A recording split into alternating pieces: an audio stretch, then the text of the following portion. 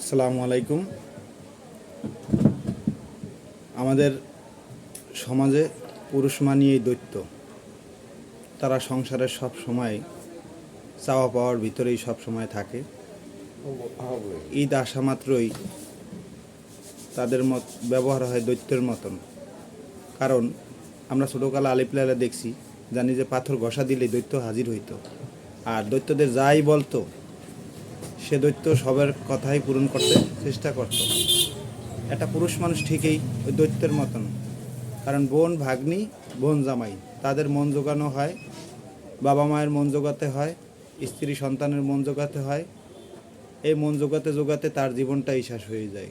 কিন্তু কখনো কেউ সবার চাহিদা সে পূরণ করে, কিন্তু কখনো ওই পুরুষের চাহিদা কেউ জিজ্ঞাসাও করে না যে আপনি কী নিছেন বাই করছেন। যদি সবাই একটা করেও দেয় তা বছর ওই পুরুষ ব্যবহার করার পরও বছর শেষে ওইগুলো সব বিক্রি করতে পারে, কিন্তু তার কথা কেউ জিজ্ঞাসা করে না।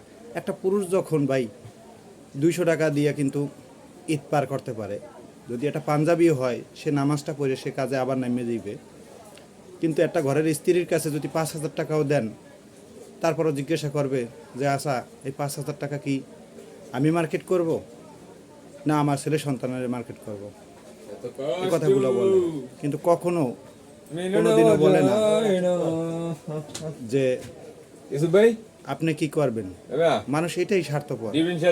যখন ওই পুরুষটা না থাকে সংসারে, তখন বুঝতে পারে যে তার কত দূর সে সংসারের জন্য খাটছে বা কী করছে। যখন থাকে তখন কেউই বুঝতে পারে না।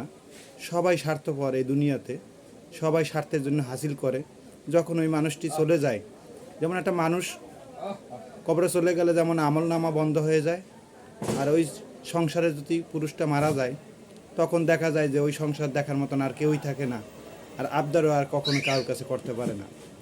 এই জন্য মা বোনদের ভাইদের বলতেছি যে আপনারা সবাই সোচ্চার হন বা সঠিকভাবে কাজ করার জন্য আল্লাহ পাক তৌফিক দান করুন। আমিন। আল্লাহ হাফেজ। আসসালামু আলাইকুম।